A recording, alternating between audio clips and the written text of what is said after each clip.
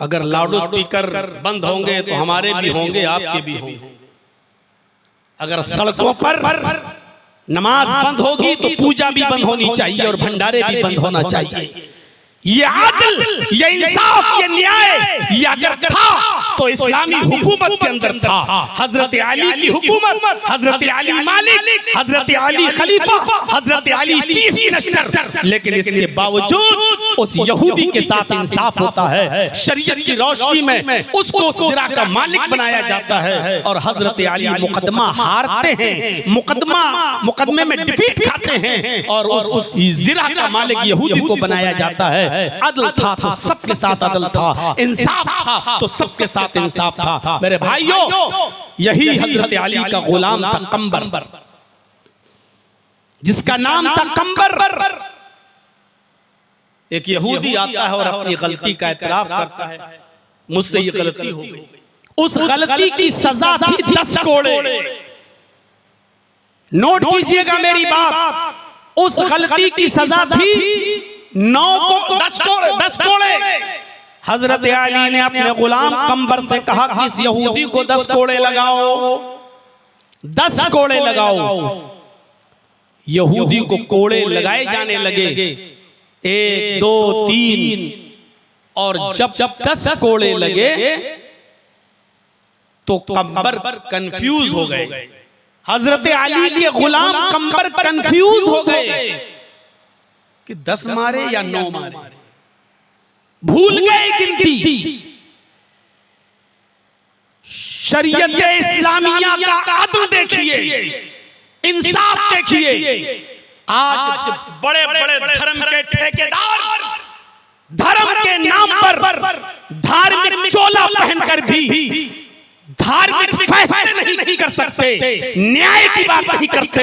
आज वो लड़ाने की बात करते हैं और झगड़ा करने की बात करते हैं। और अफसोस ये है कि ये धर्म का चोला पहनकर ये सारे काम किए जाते हैं। गौर करो, हजरत अली के गुलाम कंबर ने जब कोड़े मारे तो कोड़े 9 मारे, 10 मारे, कितने मारे?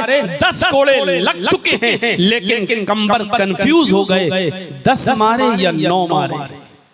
अब उनको ये ख्याल था कि पता नहीं 9 है कि 10, तो उन्होंने सोचा कि चलो 9 ही हुए तो एक और मार देते हैं, एक ज्यादा लग गया तो क्या हुआ, वो 9 समझकर एक और मार। अब कितने हो गए? 11, क्योंकि 10 तो मार चुके थे वो। अच्छा, जिसको कोड़े पड़ते हैं ना वो अच्छी तरह जानता है, वो गिनता रहता है। जिसको 1 साल की सजा हो जाए, 4 महीने की सजा हो जाए तो जेल में एक दिन गिनेगा। आपको याद नहीं होगा, वो कहेगा आज मेरे 22 दिन, आज मेरे 23 दिन, आज मेरे 24 दिन, आज मेरे 25 दिन। वो बड़े गौर से गिनेगा, क्यों? उसको एक दिन और एक मिनट याद रहता है कि हमारा इतने बजे हम आए थे। तो जिसको कोड़े पड़ रहे थे वो गिन रहा था कि कितने कोड़े मुझे पड़ रहे हैं। कोड़े मारने वाला कंफ्यूज हो गया कि हमने 10 मारे या 9 मारे, तो उसने 9 पर यकीन करते हुए एक और मारा। फौरन यहूदी चीखता है और कहता है, अमीरुल मोमिनीन, ऐ अली, आपके गुलाम कंबर ने मुझे 11 कोड़े मारे, 1 कोड़ा मुझे ज्यादा मार दिया। दिखाओ आज के जमाने में ऐसा अदल, दिखाओ आज के जमाने में ऐसा इंसाफ। इसलिए उस जमाने में अमन था, शांति थी और सुकून था, क्योंकि जहां जितना अदल होगा वहां न्याय भी उतना ही ज्यादा, वहां अमन भी उतना ही ज्यादा होगा। शांति भंग कब होती है? जब हमें इंसाफ नहीं मिलता है। खून खराबे की नौबत कब आती है? जब हमें न्याय नहीं मिलता है। माहौल कब खराब होता है? जब हमारे ऊपर जुल्म और सितम के पहाड़ तोड़े जाते हैं और हमारे साथ अदल और इंसाफ नहीं किया जाता, तब माहौल बिगड़ता है। हजरत अली से कहा उस यहूदी ने, अमीरुल मोमिनीन, आपके गुलाम कंबर ने मुझे कोड़ा ज्यादा मार दिया। हजरत अली ने कहा, कंबर इधर आओ।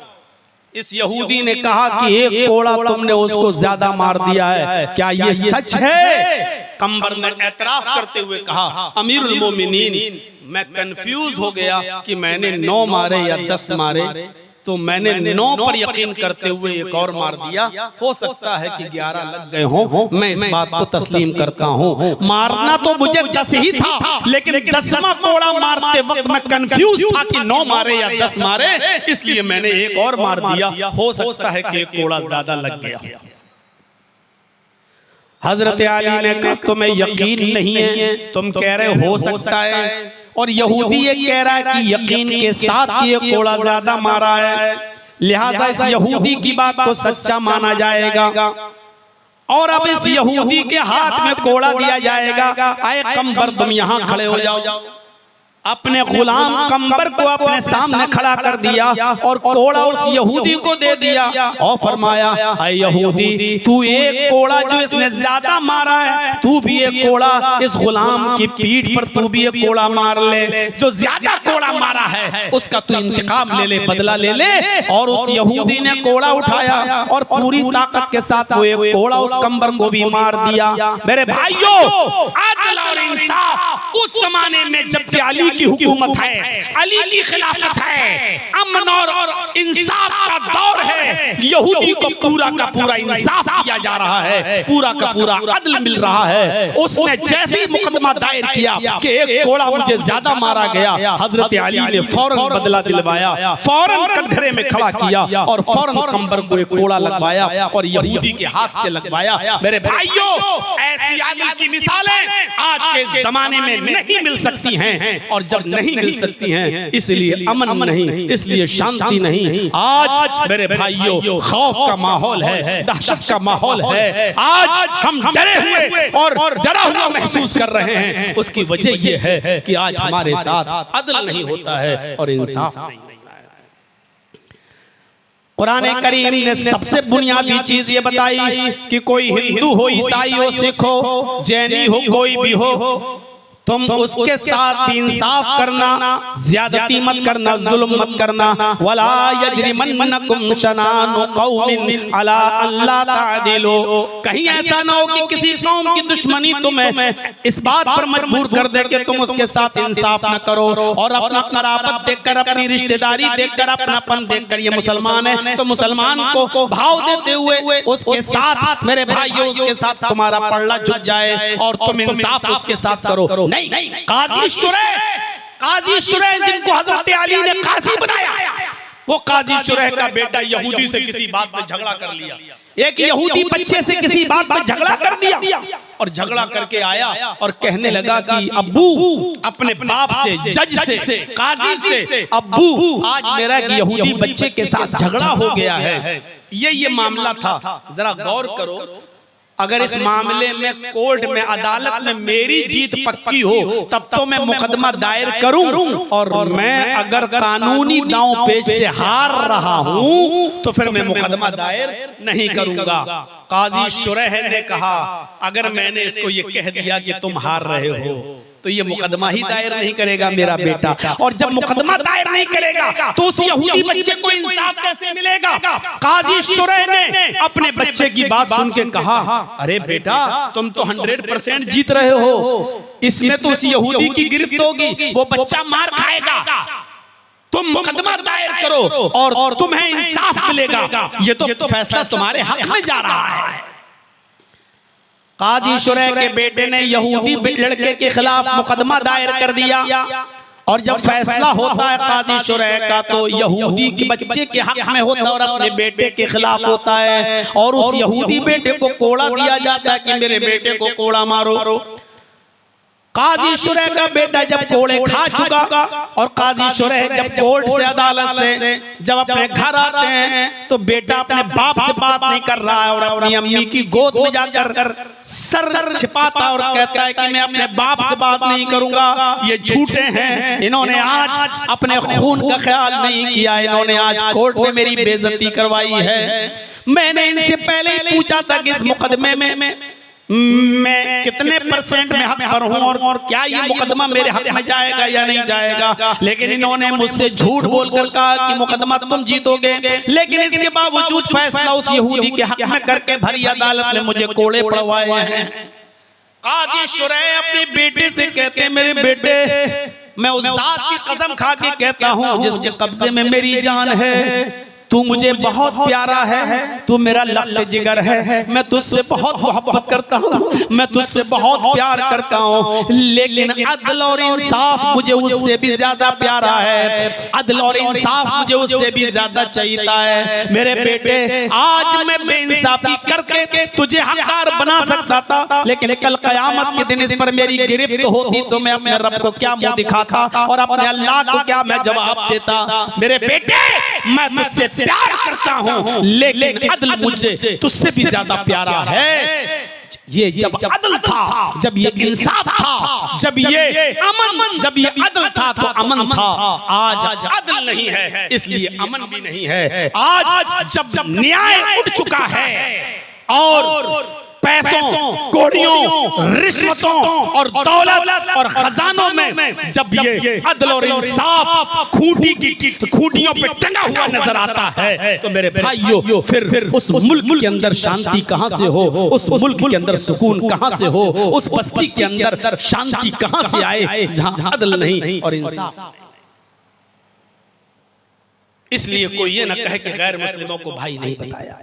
इस आयत में अल्लाह ने मुसलमानों को भाई बताया। क्या कहा? इन्नमल मुमिनूना इख्वा, ईमानी रिश्ते से सब भाई भाई हैं जितने मुसलमान हैं, और इसमें कोई बुराई भी नहीं है। हमें अपनों के साथ जो हमदर्दी होती है वो गैरों के साथ उतनी नहीं होती है, लेकिन इसका ये मतलब नहीं कि गैर से हमारी नफरत है।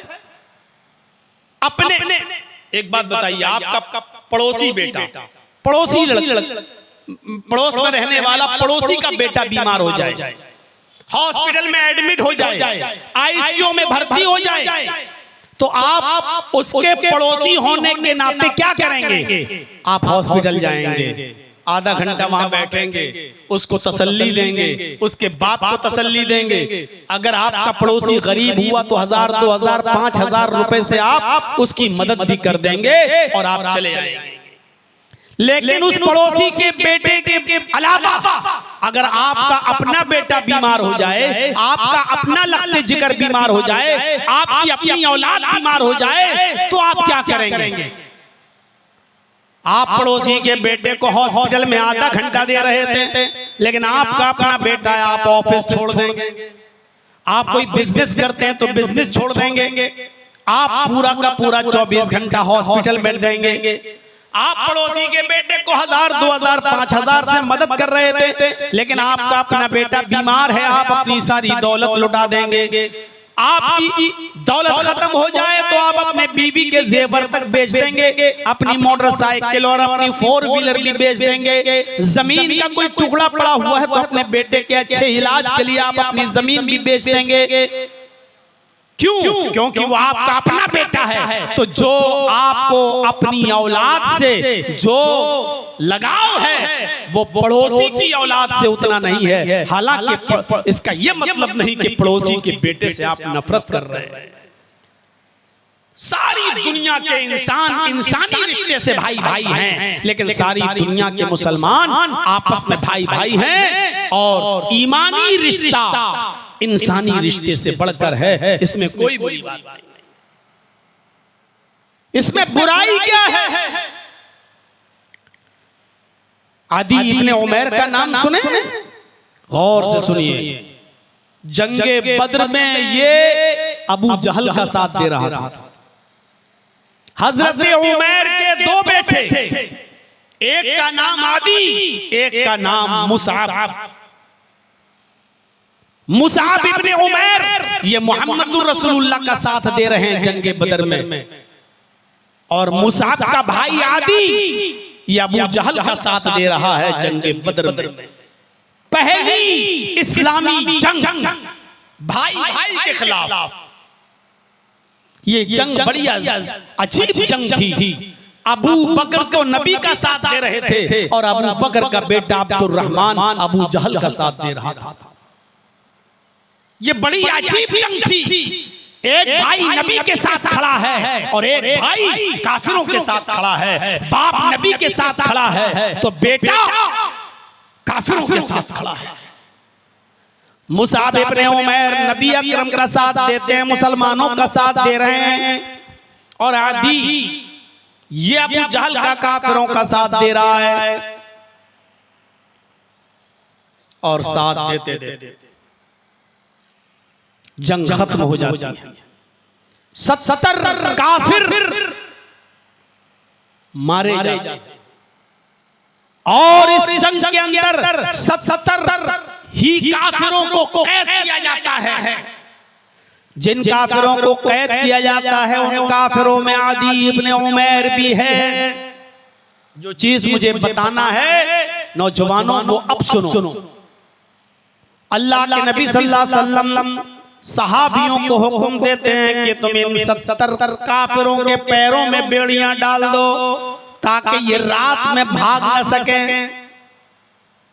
ये रात में भाग न सके। 2 सहाबी पैरों में बेड़ियां डालने लगे। मुसाब इब्ने उमैर उनके पास खड़े हैं और एक काफिर के पैरों में पड़ने वाली बेड़ी का मुआयना कर रहे हैं। यही दोनों सहाबी जब काफिरों के पैरों में बेड़ियां डाल रहे थे उसी वक्त मुसाब इब्ने उमैर अपने भाई के पास आ जाते हैं, आदी इब्ने उमैर के पास, और दोनों सहाबियों से कहते हैं कि आदी के पैरों में भी बेड़ियां डाल दो। जब वो दोनों साथी आदी इब्ने उमैर के पैरों में बेड़ियां डालने लगे तो मुसाब इब्ने उमैर कहते हैं जरा टाइट कर दो। अरे ये बहुत एक्सपर्ट है, बड़ा माहिर है बेड़ियां तोड़ने में, ये ताला तोड़ने में, बेड़ी तोड़ने में बड़ा माहिर है, टाइट कर दो नहीं तो रात में तोड़ के भाग जाएगा ये। जब मुसाब इब्ने उमैर सहाबा को ये मशवरा दे रहे थे कि यहां से टाइट करो, यहां से कस दो, यहां से ये जब मशवरा दे रहे थे तो आदी इब्ने उमैर ऐसे घूरते हुए आदी इब्ने उमैर मुसाब को घूरते हुए कह रहा था, मुसाब तुझे शर्म आनी चाहिए, कैसा भाई है तू मेरा, कैसा भाई है तू मेरा। ये दोनों साथी मेरे पैरों में बेड़ियां डाल रहे हैं और तू कह रहा है टाइट कर दो। तुझे अपने भाई का जरा भी बुरा नहीं लग रहा है। मुसाब इब्ने उमैर ने डांटते हुए कहा, चुप चुप चुप, खामोश, कौन भाई, कैसा भाई, जबकि सगे भाई थे दोनों। आदी ने कहा मैं तेरा भाई नहीं हूं। मुसाब ने कहा नहीं, मैं तुझे अपना भाई नहीं मानता। आदी ने कहा क्या तेरे बाप का नाम उमैर नहीं है? मुसाब ने कहा हाँ मेरे बाप का नाम उमैर है। आदी ने कहा मेरे बाप का नाम भी उमैर है। क्या तेरी रगों में तेरे बाप का खून नहीं दौड़ रहा है?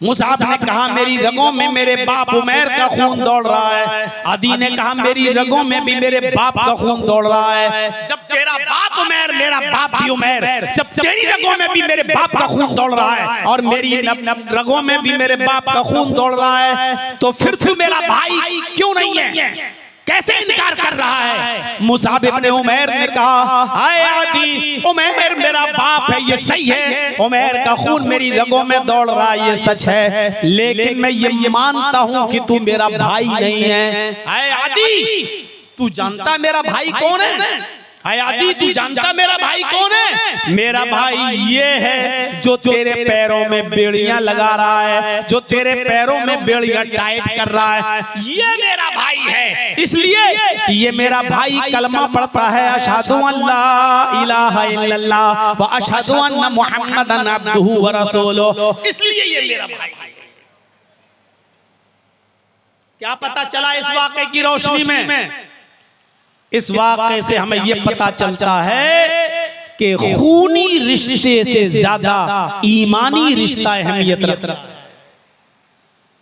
आप सगे भाई हैं लेकिन आपका एक सगा भाई कलमा गो नहीं है, मुसलमान नहीं है, और दूसरा कोई आपका भाई मुसलमान है, अगरचे वो आपका सगा भाई नहीं है, तो सगे भाई से ज्यादा जो अहमियत, सगे भाई से ज्यादा जो मकाम, सगे भाई से ज्यादा जो उनसियत, सगे भाई से ज्यादा जो प्यार उस मुसलमान से कलमे की बुनियाद पर होना चाहिए, वो अपने सगे भाई से नहीं। जैसा कि मुसाब इब्न उमैर ने कहा, मेरा भाई वो है जो तेरे पैरों में बेड़ियां लगा रहा है। ईमानी रिश्ते की अहमियत खूनी रिश्ते से ज्यादा है।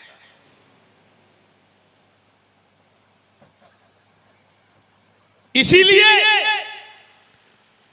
जब मुहाजिरीन ने हिजरत करके मक्का से मदीना शरण ली और अल्लाह के नबी सल्लल्लाहु अलैहि वसल्लम ने अंसार और मुहाजिरीन के दरमियान जब मुआखात पैदा की, जब भाईचारा कायम किया, तो वहां के लोगों ने अपने भाइयों को अपनी जमीनों से हिस्से नहीं दिए, जायदादों से हिस्से नहीं दिए, बल्कि यहाँ जब मक्के के मुहाजिर जब मदीने पहुंचते हैं और अल्लाह के नबी ने जब ईमानी रिश्ते से उनका भाईचारा कायम कराया, मुआखात पैदा कराई, तो जिसके पास 2 खेत थे उसने एक खेत दे दिया, जिसके पास 2 जमीनें थी उसने एक जमीन दे दी, जिसके पास 2 मकान थे उसने एक मकान दे दिया। ऐसा भाईचारा पैदा कराया, बल्कि लिखने वालों ने तो यहाँ तक लिख डाला, हालांकि उसकी कोई सही दलील नहीं मिलती है, कि जिसके पास 2 बीवियां थी उन्होंने कहा कि मेरे घर पे चले जाओ और पसंद कर लो, मेरी दोनों बीवियों में से जो बीवी तुम्हें पसंद आ जाए मैं उसको तलाक दे देता हूँ, तुम उसके साथ निकाह कर लो। मेरे भाइयों, ऐसा भाईचारा पैदा कराया था नबी अकरम सल्लल्लाहु अलैहि वसल्लम ने और सहाबा ने, मदीने के अंसारियों ने ऐसी हमदर्दी का सबूत दिया, ऐसी गमख्वारी का सबूत दिया, इंसानियत का ऐसा सबूत दिया कि जिसके पास 2 मकान थे उसने एक मकान दे दिया, 2 खेत थे उसने एक खेत दे दिया, जिसके पास मेरे भाइयों 2 कपड़े थे उसने एक कपड़ा दे दिया, है लो 2 दुकानें थी एक दुकान दे दी, ऐसा भाईचारा कायम करा दिया। तो ईमानी रिश्ता खूनी रिश्ते से ज्यादा अहमियत रखता है। इसलिए इसको समझने की कोशिश करो कि आज हमारे भाइयों के साथ रहन सहन कैसे। पूरी जिंदगी पर नजर डालिए, सीरतुन नबी पढ़िए अल्लामा शिबली की, हालात जानते हो अरब के कैसे थे? नबी अकरम के नबुव्वत का ऐलान करने से पहले हालात कैसे थे आप ताज्जुब करेंगे। इस गांव में रहने वाले इस कबीले की एक बकरी, इस गांव के रहने वाले एक आदमी की बकरी इस गांव में चली गई और इस गांव में दूसरा कबीला रहता है, दूसरी बिरादरी रहती है, इसके खेत में चली गई। जानते हो ज़ादुल मआद पढ़िए अल्लामा इब्नुल क़य्यिम की, इस आदमी के, इस कबीले के आदमी की एक बकरी घास खाते खाते रास्ता क्रॉस करते हुए, बाउंड्री क्रॉस करते हुए इस खेत में चली गई, दूसरे गांव में आ गई। यहाँ एक दूसरा खानदान रहता है, दूसरा कबीला रहता है, उस कबीले के एक आदमी के खेत में चली गई और उसने थोड़ी सी घास खा ली। मेरे भाइयों सुनिए, उसने थोड़ी सी घास खा ली, उसने बकरी पकड़ी और बकरी को घसीटते हुए इस गांव में लाया। इस बकरी का मालिक कौन? मालिक बाहर निकला, कहने लगा मेरी बकरी है। कहा बांध के नहीं रखते हो, तेरी बकरी मेरे खेत में आ गई, उसने मेरे खेत से चारा खा लिया, घास खा ली। जब तुम खिला नहीं सकते हो तो बकरियां पालते क्यों हो? संभालो इस बकरी को। उसने गुस्से में इतना बोल दिया, उसको भी गुस्सा आ गया। सोचो कैसी कौम थी, कैसी कौम थी, इसको भी गुस्सा आ गया। इसने कहा अरे बकरी थी चली गई खेत में तो क्या हो गया, थोड़ी सी घास खा ली तो क्या हो गया, इतना क्यों आसमान सर पे तूने उठा लिया है? माँ बाप तक आ रहा है, अरे थोड़ी सी घास खा ली तो क्या हुआ, आसमान सर पे उठा बैठे तुम। बस हो गई तू मैं हो गई। आज भी ऐसा होता है, जलसा सुनने आ रहे हैं लोग और पार्किंग में लगी हुई साइकिल को पहले मैं निकालूंगा, इसी बात को लेकर तू मैं हो जाती है। चल के देखिए कटिया और पुरिया के कई जलसों में देखा, जलसा सुन के जा रहे हैं और लड़ाई झगड़ा हुआ, दोनों के खून निकल गए। क्यों? सिर्फ इस बात पर कि पहले मैं साइकिल निकालूंगा, वो कहता नहीं पहले मैं निकालूंगा। पूरी रात सब्र के साथ जलसा सुन लिया, अब एक मिनट बर्दाश्त नहीं, पहले मैं निकालूंगा, दोनों मुंह फुल कर लिए। ये जहालत की बू आज तक हमारे समाज में पाई जा रही है। उसने कहा बकरी है चली गई, जानवरी तो है, खा लिया तेरे यहाँ, आसमान सर पे उठा लिया। उसने कहा एक तो चोरी, ऊपर से सीना जोरी, एक तो गलती मानना चाहिए कि हाँ भाई गलती हो गई, आइंदा नहीं आएगी मेरी बकरी तुम्हारे खेत पे, ऊपर से धमकी देते हो। उसने थप्पड़ मार दिया, जा तेरे बाप का क्या जाता है, जा। उसने आवाज दी उस कबीले के लोगों को, बस चल गई जंग, शुरू हो गई लड़ाई, शुरू हो गया झगड़ा। अल्लामा शिबली लिखते हैं सीरतुन नबी में, एक बकरी की थोड़ी सी घास खा लेने की बुनियाद पर यह झगड़ा चलता है और चलता ही चला गया। इतना लंबा ये झगड़ा चलता रहा कि ये झगड़ा 27 साल तक चलता रहा। एक बकरी के घास खा लेने की वजह से ये झगड़ा दोनों खानदान और दोनों कबीलों के दरमियान कितने साल तक चला? 27 साल तक। और जब दोनों तरफ से मरने वालों की गिनती गिनी गई कि कितने मर गए 27 साल में, सुनिए 27 साल में कितने लोग मर गए? जब दोनों तरफ से मरने वालों की गिनती गिनी गई तो अब तक 40,000 लोग मर चुके हैं। 27 साल में कितने लोग? 40,000। और झगड़ा अभी भी खत्म नहीं हुआ।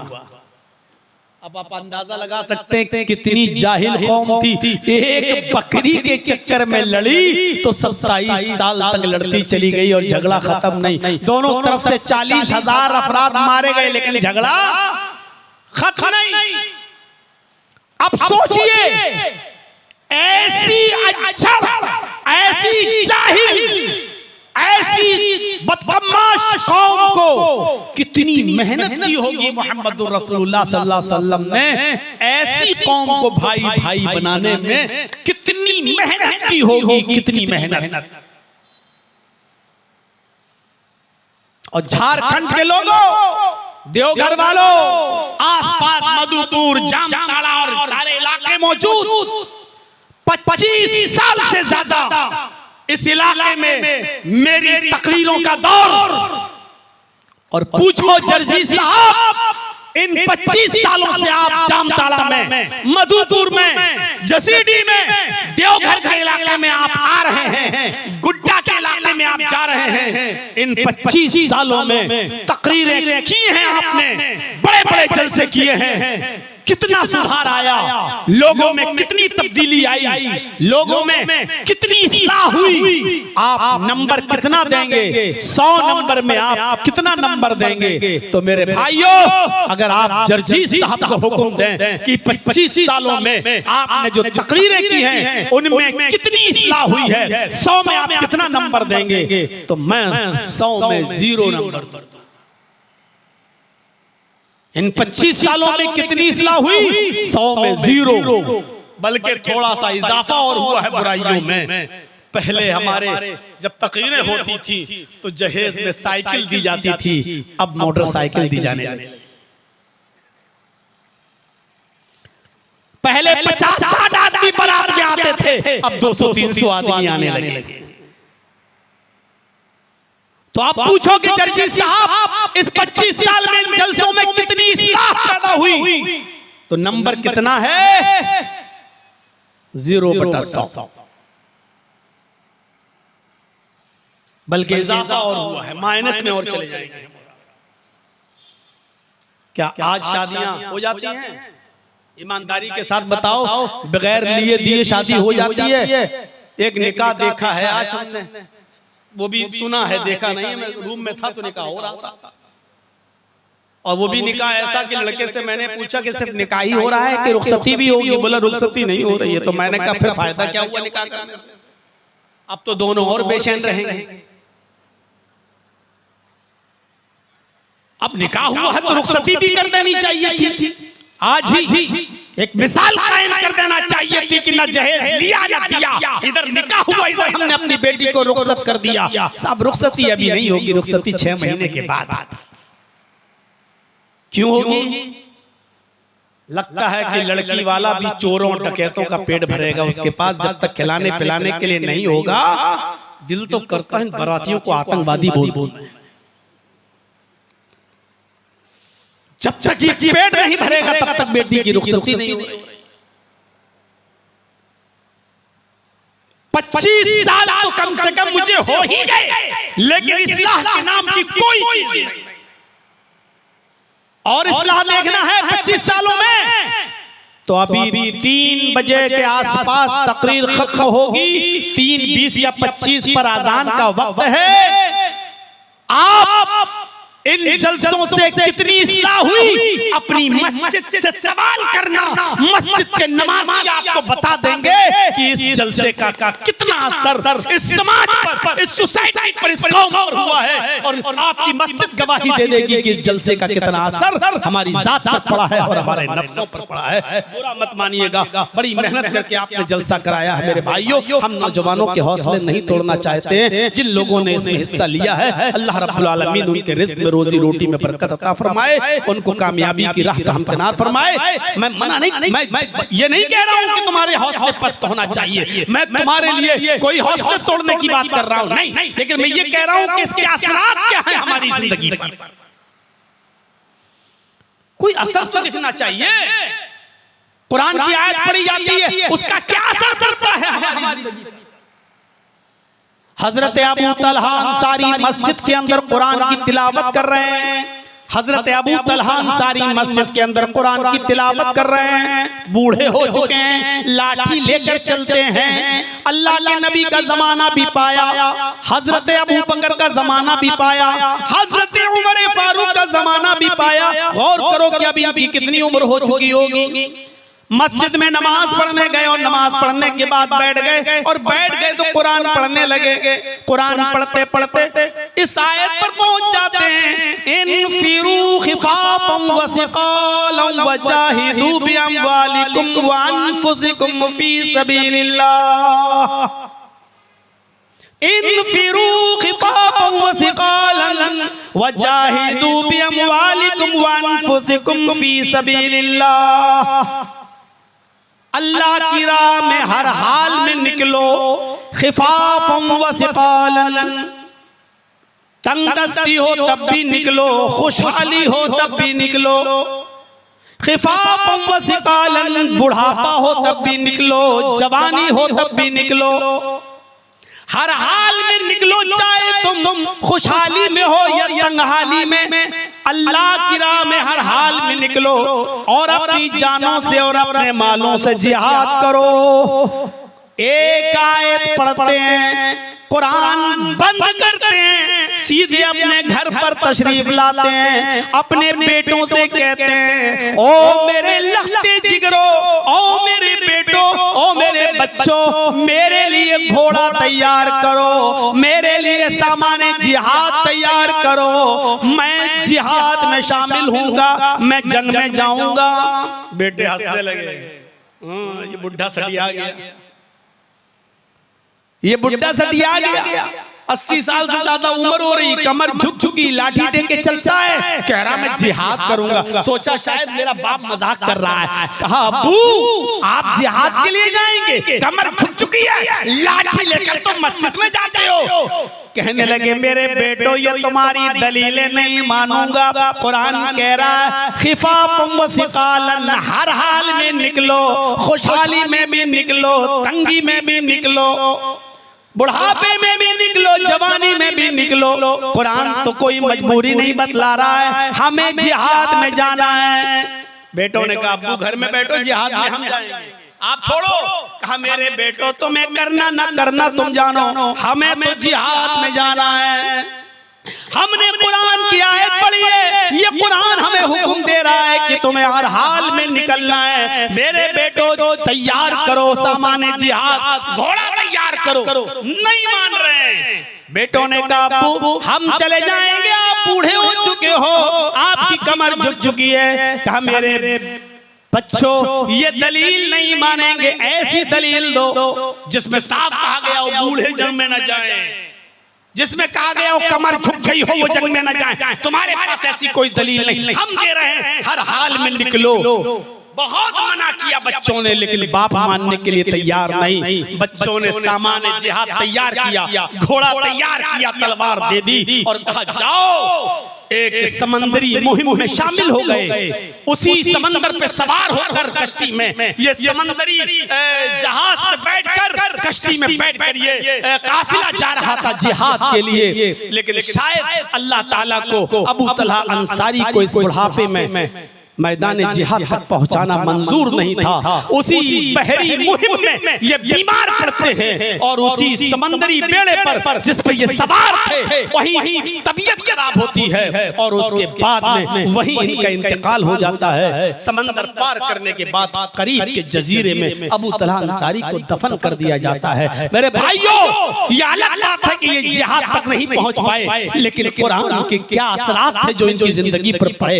एक आयत पढ़ी हर हाल में निकलो, बस निकल गए। हम पूरा कुरान पढ़ जाते हैं लेकिन हमारी जिंदगी पर कोई असर नहीं पड़ता। रमजान के महीने में पूरी तरावीह सुन लेते हैं, पूरा कुरान सुन लेते हैं, लेकिन हमारी जिंदगी पे कोई असर नहीं पड़ता है। यहाँ पूरा कुरान हमारी माँ बहनें पढ़ लेती हैं। कुछ तो ऐसी हैं 2 पढ़ लिए, 3 खत्म कर लिए, 4 पढ़ लिए, लेकिन आप देख लीजिए रमजान से 2 दिन पहले मार्केट में इन्हीं की हुकूमत नजर आएगी।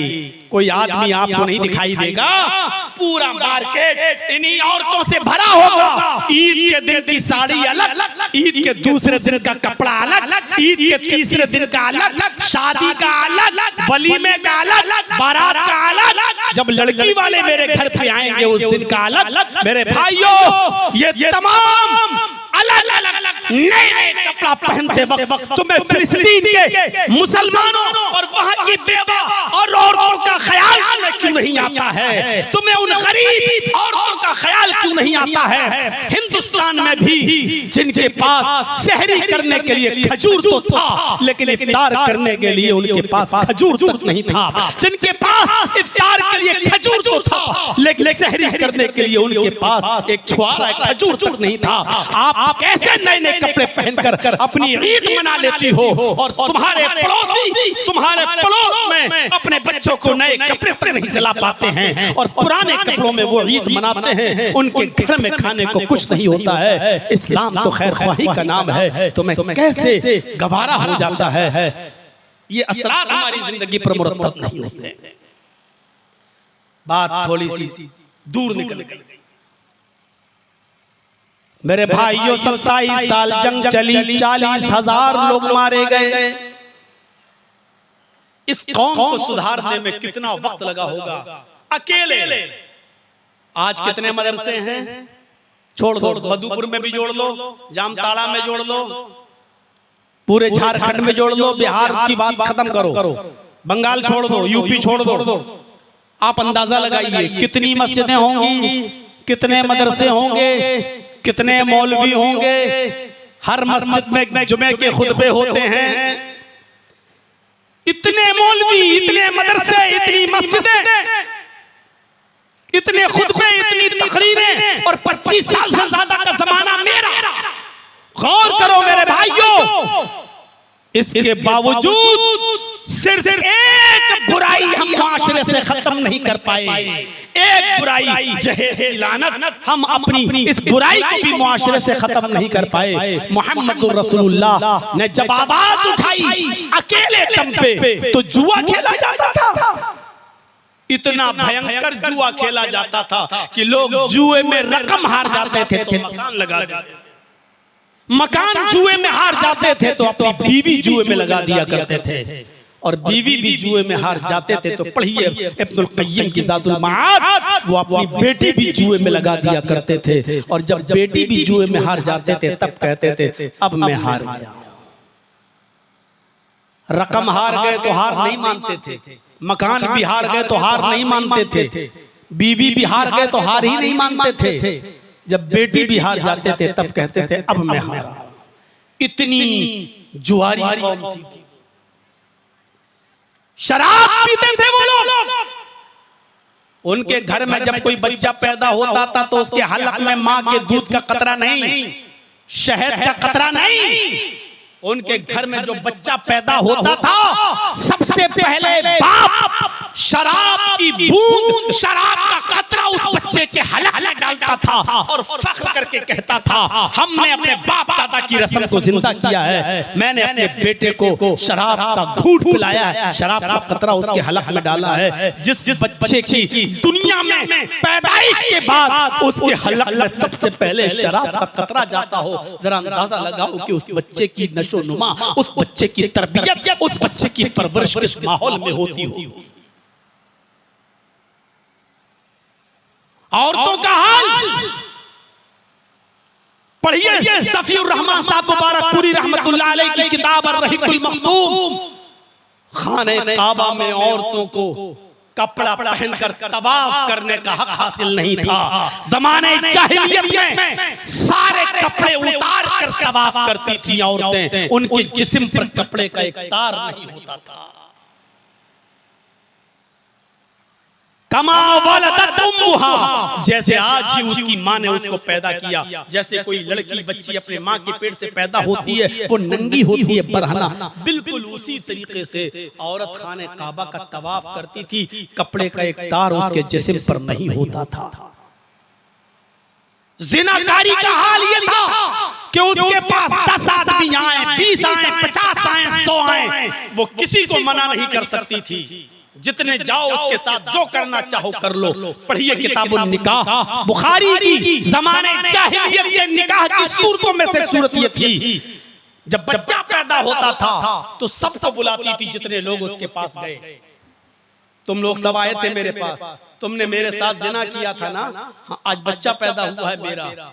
सबको बिठा दिया जाता था लाइन से। अब उस औरत को इख्तियार था, वो बच्चा उठाती थी और उन लोगों में से जिसकी गोद में रखना चाहती रख देती थी, जिसकी गोद में बच्चा रख देती थी ये बच्चा उसी का मान लिया जाता था और ये उसकी बीवी मान ली जाती थी, ये उसका पति मान लिया जाता था। औरत की कोई हैसियत नहीं थी, जितने लोग उसके पास जाना चाहें, जिना करना चाहें कर सकते थे। लड़कियां जब पैदा होती थी तो उनको जिंदा रहने का हक नहीं था। पैदा तो हो गई लेकिन पैदा होते ही दफन नहीं की जाती थी। जब 4 साल की हो जाती थी, बोलने लगती थी अब्बू अब्बू अम्मी अम्मी, कुछ समझदारी आ जाती थी, तब उसका बाप कहता था कि इस बच्ची को नहलाओ, धुलाओ, नए कपड़े पहनाओ। जैसा कि किसी को जेल से फांसी के लिए ले जाया जाता है तो जेलर की तरफ से नए कपड़े उसको पहनाए जाते हैं। सुबह गुस्ल किया जाता है कि गुस्ल कर लो, नया कपड़ा पहनो और फिर फांसी के तक ले जाया जाता है। ऐसे ही इस लड़की को नहलाया जाता, 4 साल के बाद धुलाया जाता, नए कपड़े पहनाए जाते और इसका बाप अपनी बेटी की उंगली पकड़ के कहता चलो मैं मेले में चल रहा हूँ, और जंगल में ले जाता। वहाँ पहले से गड्ढा खुदा हुआ होता, कहता बेटी इस गड्ढे में झांक कर देखो, तुम्हारी माँ तुम्हें नजर आएंगी।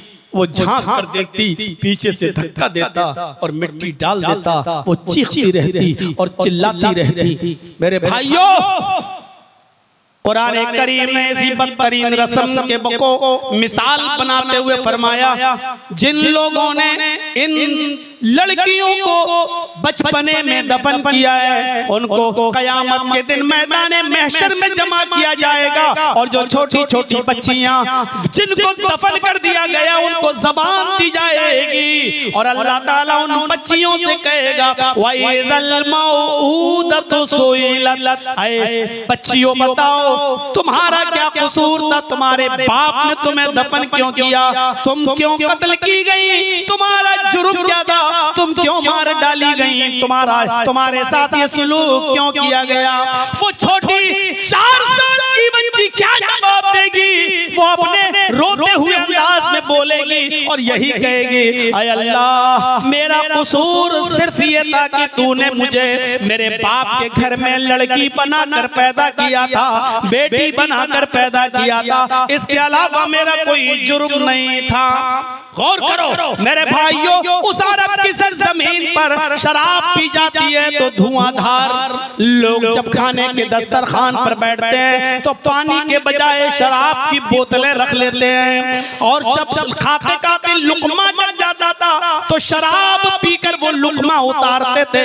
ये हाल था शराब पीने का। लेकिन अकेले दम पर मोहम्मद रसूलुल्लाह ने जब शराब की हुर्मत का ऐलान किया तो मेरे भाइयों, मदीने में शराब ऐसे बहने लगी, नालियों से बाहर आने लगी और सड़कों पर शराब नालियों से बाहर छलकने लगी। एनसाइक्लोपीडिया ब्रिटानिका का क्रिश्चियन राइटर तो सैलाब से तशबीह देता है और कहता है, जैसे आपके यहाँ पानी की बाढ़ आ जाती है, ऐसे ही अरब के अंदर शराब की बाढ़ आ गई। आप तो बीड़ी नहीं छोड़ सकते, सिगरेट नहीं छोड़ सकते, वो शराब के दिल दादा थे, वो शराब के रसिया थे। मोहम्मद रसूलुल्लाह ने जब शराब की हुर्मत का ऐलान किया और शराब को हराम करने वाली ये आयत जब हतमी तौर पर नाज़िल होती है कि इन्नमल खम्रु वल मैसिरु वल अंसाब वल अज़लामु रिज्सुम मिन अमलि शैतान फज्तनिबूहु लअल्लकुम तुफ्लिहून। जब ये आयत नाज़िल होती है तो जिसके हाथ में शराब पी रहे हैं, ये आयत सुनते हैं शराब छोड़ देते हैं। जिनके घड़ों में शराब भरी है वो घड़े फोड़ देते हैं, जिनके ड्रमों में शराब भरी है वो शराब के ड्रम उलट देते हैं। शराब बहने लगती है। कितनी जल्दी किसी हाकिम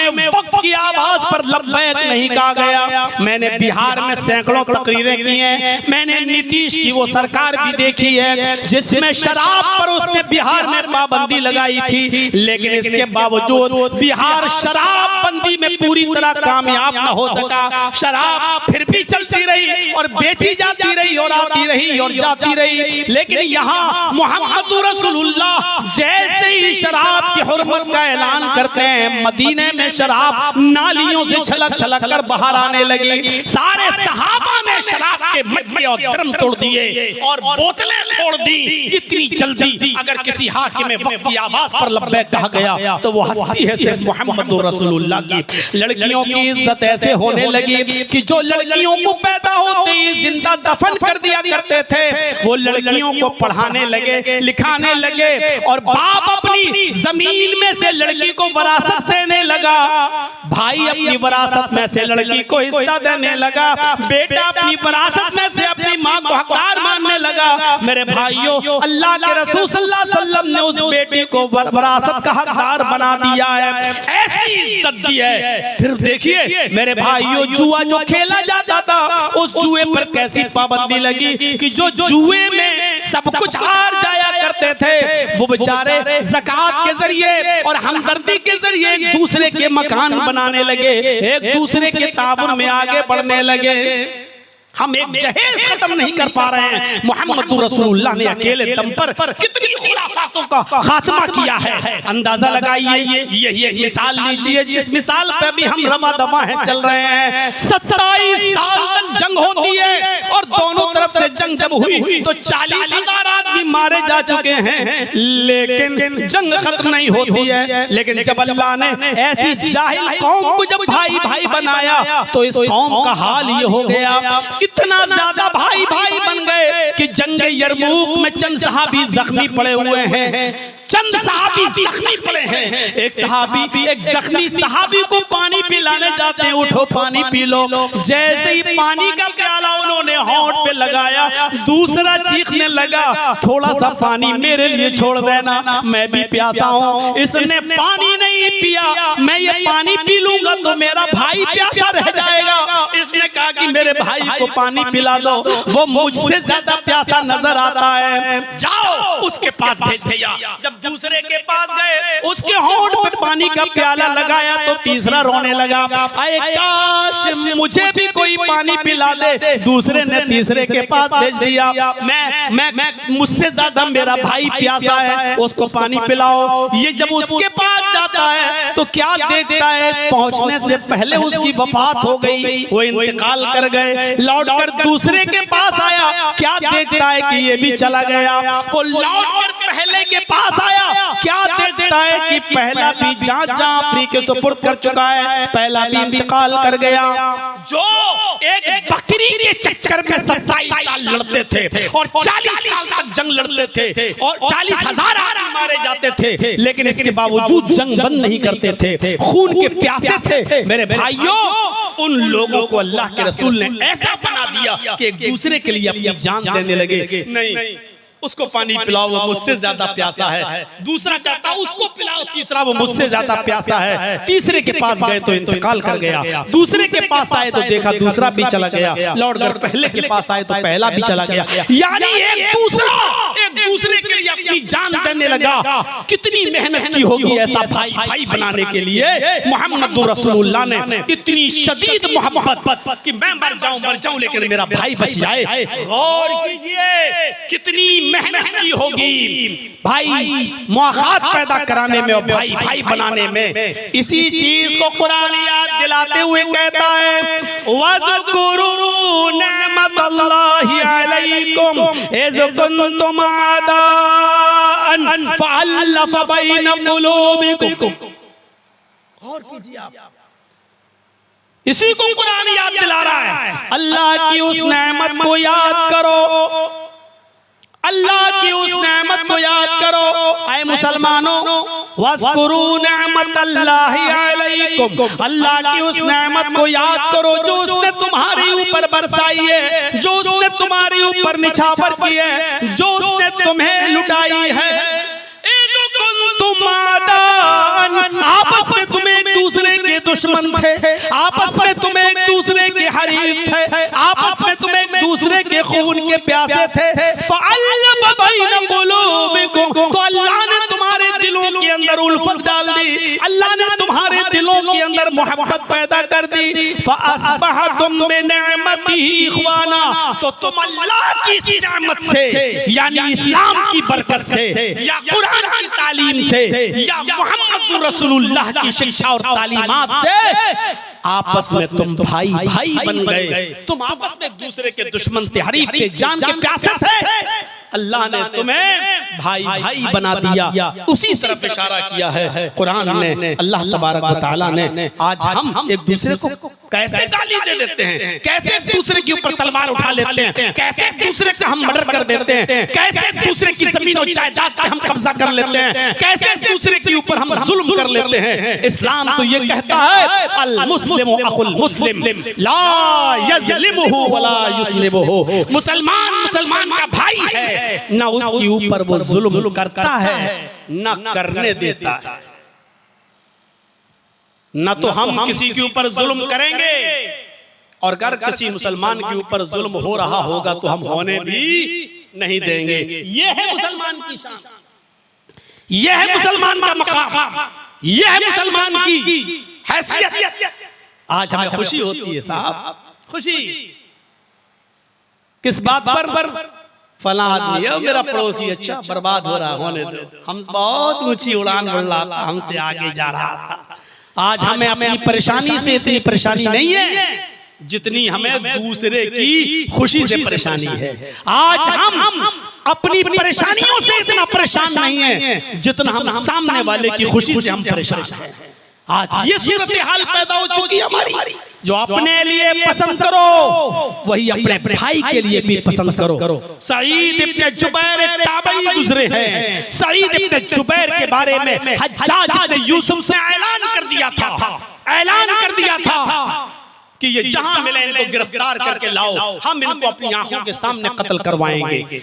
हज्जाज इब्न यूसुफ की पुलिस कुत्तों की तरह सईद इब्न जुबैर को ढूंढ रही थी। सईद इब्न जुबैर बेचारे भाग रहे थे, रात में भागते थे, दूसरे मुल्क में जाने के लिए, और दिन में कहीं छिप जाते थे कि दिन में पहचान न लिए जाएं, रात में फिर जंगल जंगल भागते थे और हज्जाज इब्न यूसुफ की सल्तनत से बाहर निकलने की कोशिश कर रहे थे, क्योंकि जानते थे कि हम पकड़े जाएंगे तो हज्जाज इब्न यूसुफ अपनी आंखों के सामने मुझे कत्ल करा देगा।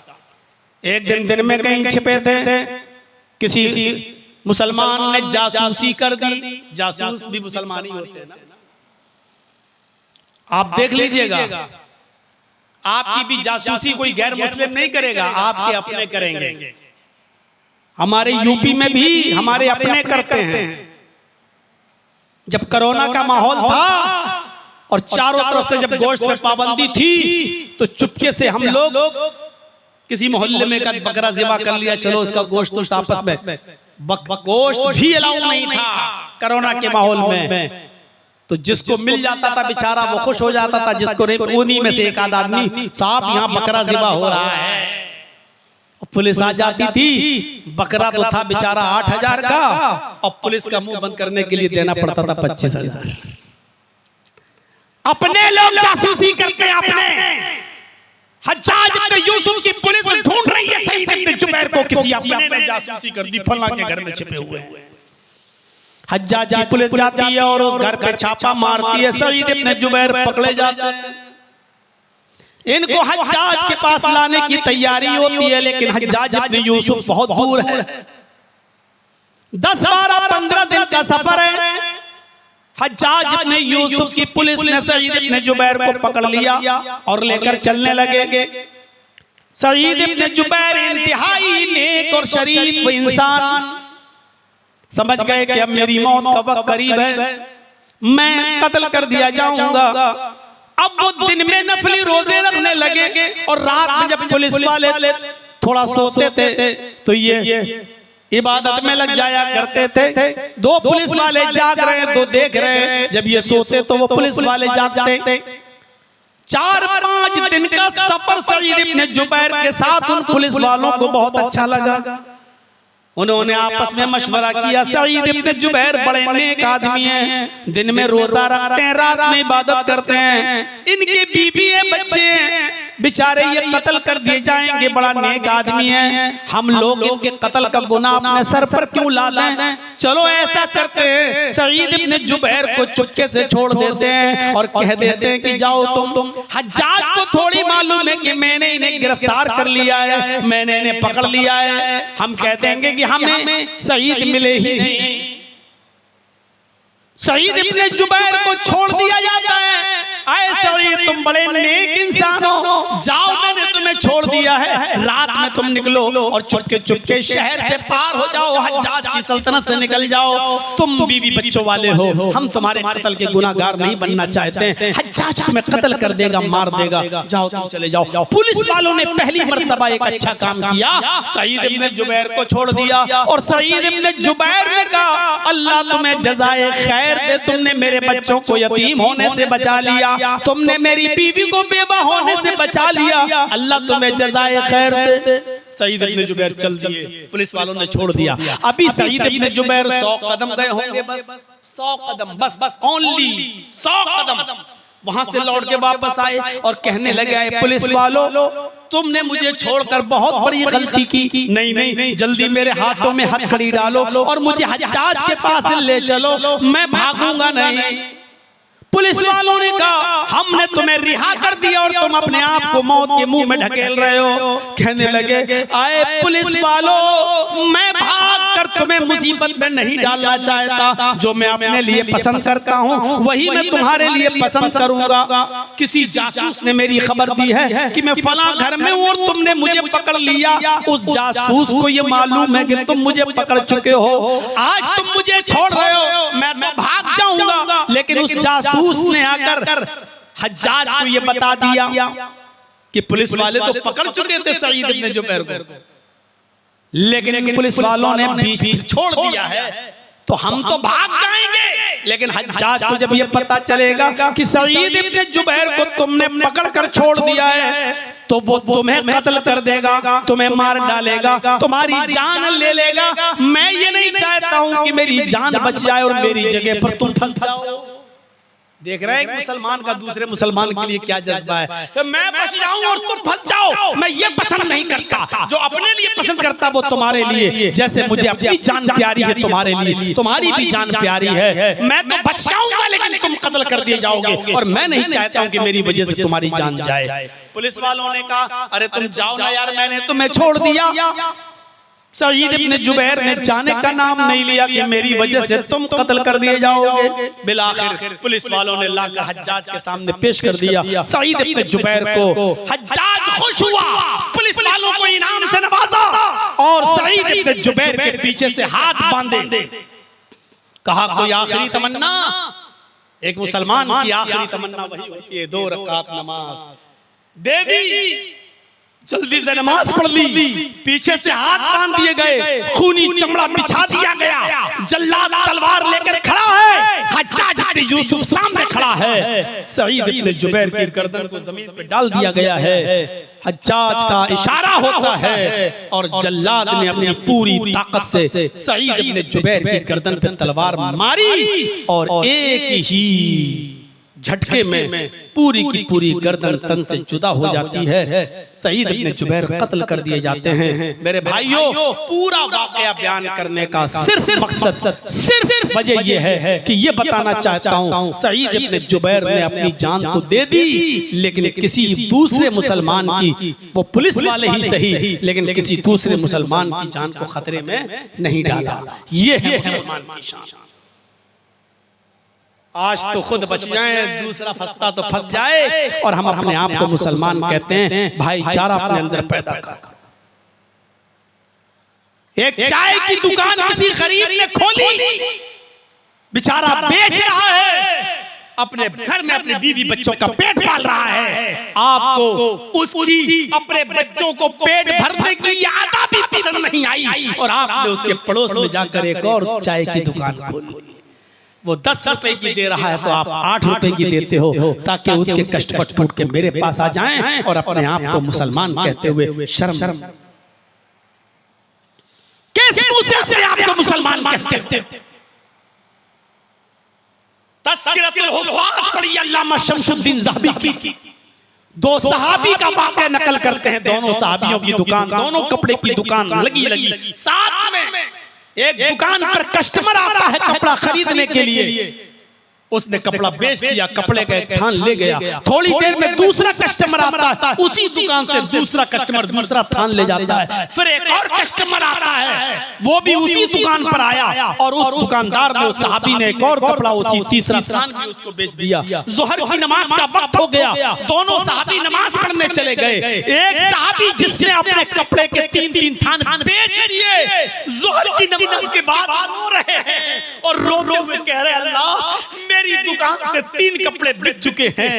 आय अल्लाह, तूने मुझे इतना दे दिया है कि मेरे घर में आज चूल्हा जल जाएगा, मेरे बच्चों का पेट भर जाएगा, लेकिन मेरे पड़ोस में जिस सहाबी की दुकान, अल्लाह, उसका एक भी कपड़ा नहीं बिका है, उसका एक भी कपड़ा नहीं बिका है। आय अल्लाह, उसके भी बच्चे हैं, उसकी भी बीवी है, उसको भी अपने बच्चों का पेट पालना है। अल्लाह, तू उसके दुकान से भी कपड़ा बेचने का इंतजाम फरमा दे, उसकी दुकान में भी खैर और बरकत अता फरमा। ये दोनों सहाबी ज़ोहर की नमाज पढ़ के अपनी दुकान में जाते हैं, लेकिन उसी सहाबी की दुकान पर जिसने 3 कपड़े बेचे हैं, उसकी दुकान पे चौथा कस्टमर बैठा हुआ है और कहने लगा कि मुझे कपड़ा चाहिए, जो अभी लेकर गया है। इस सहाबी ने कहा वो कपड़ा मेरे पास खत्म हो चुका है, अब नहीं है, कितना होगा? लेकिन मेरे भाई के पास जो पड़ोस में दुकान देख रहे हो, मुझसे अच्छा कपड़ा वो बेच रहा है, जाओ उसी भाव में वो तुम्हें दे देगा, और मेरे कपड़े से अच्छा कपड़ा वहां मौजूद है। ये कस्टमर बनता है और उसकी दूसरे आदमी की दुकान पे चला जाता है, और ये सहाबी फिर नजर आसमान में डाल के कहते अल्लाह, तुम मेरी नीयत को अच्छी तरीके से जानता है। कपड़ा मेरे पास था, लेकिन मैं झूठ इसलिए बोल दिया ताकि अब वो कस्टमर उसकी दुकान पे जाए और उससे कपड़ा खरीद ले। आय अल्लाह, तू मेरी नीयत जानता है, मैं झूठ बोलना नहीं चाहता था, लेकिन मेरे कई कपड़े बिक चुके हैं, मैंने इसलिए उस दुकान पे भेज दिया ताकि उसका भी कपड़ा बिक जाए और उसके बीवी का भी और बच्चों का भी पेट भर जाए, वो इतना कमा ले। अल्लाह मेरे झूठ पर मेरा मुआवजा मत करना। मेरे प्यारे साथियों, एक मुसलमान की दूसरे मुसलमान के साथ ये हमदर्दी, ये गमख्वारी हैरत में नहीं डालती आपको? आप रेट और कम कर लेते हैं ताकि उसके कस्टमर हमारी दुकान पे आ जाएं। वो अपना कस्टमर दूसरे की दुकान पे भेज रहा है और आप उसके कस्टमर को छीनने के लिए और अपनी दुकान पे बुलाने के लिए भाव भी कम कर देते हो और रेट कम कर देते हो। लेकिन इसके बावजूद हमारा नाम है मोहम्मद असलम, मोहम्मद अकरम, मोहम्मद अजहर, माशाअल्लाह। न हमारे ईमान में कोई कमी आए, न हमारे इस्लाम में कोई खलल पड़े, हम फिर भी मुसलमान हैं। हमें सोचना चाहिए और गौर कर। इससे फुर्सत मिली तो गीबत, चुगली, हसद, कीना, बग़्ज़, इनाद और दुश्मनी, एक दूसरे की जासूसी कहां है? कुरान कहता है मुसलमानों, इज्तनिबू कसीरम मिनद्दन इन्न बअदज़-ज़न्नी, ज्यादा बदगुमानी मत किया करो। कुछ बदगुमानियां इंसान को गुनाहगार बना देती हैं। बदगुमानी बड़ी बुरी चीज है। जर्जीस साहब की आपसे दुश्मनी है, बोलचाल बंद है। जर्जीस साहब नमाज पढ़ के निकले, आप अपने घर की छत पर खड़े हैं, बोलचाल बंद है। जर्जी साहब मस्जिद से नमाज पढ़ के निकले, मुंह में बड़बड़ाते हुए जा रहे हैं, सुभान अल्लाह, सुभान अल्लाह, अल्हम्दुलिल्लाह, अल्लाहु अकबर कहते हुए जा रहे हैं। लेकिन चूंकि आपकी हमारी दुश्मनी है, हमारी नजर आपसे मिली, छत पर आंखों से आंखें टकराई, आपने मेरे होंठ हिलते हुए देखे तो आप कहेंगे कमीना मुझे गाली दे रहा है। क्यों? क्योंकि आपने बदगुमानी मेरे बारे में अपने दिल में पाल रखी है। इसके होंठ हिल रहे हैं, कोई तो बोल नहीं रहा, इससे ये मुंह हो जा रहा है, इसका मतलब मुझे गाली दे रहा है। कुरान कहता है इन्न बअदज़-ज़न्नी, बाज़ बदगुमानियां इंसान को गुनाहगार भी बना देती हैं। एक लड़की ईयरफोन लगाकर अपने कान में चली आ रही है बात करते हुए, लेकिन हमारा माइंड सेट है जरूर बॉयफ्रेंड से बात कर रही होगी, जरूर अपने आशिक से बात कर रही होगी। हो सकता है कि आपका गुमान सही हो, लेकिन ये भी तो हो सकता है कि वो बेचारा, उसका बाप उस लड़की का हॉस्पिटल में एडमिट हो और वो अपने बाप के लिए अपने भाई से कह रही हो कि भाई मैं तो जा रही हूँ, तुम भी जल्दी से आओ, तुम भी हॉस्पिटल में आओ, बाबू की तबीयत खराब है। हो सकता है कि वो अपने भाई से बात कर रही हो सकता है कि वो अपनी किसी सहेली से बात कर रही हो सकता है कि वो अपनी माँ से बात कर रही हो, ये भी तो हो सकता है। लेकिन हमारा माइंड सेट है अकेली जा रही है, कान में ईयरफोन लगा हुआ है, ब्लूटूथ लगा हुआ है, जरूर दोनों। इसीलिए कहा बदगुमानी से बचो।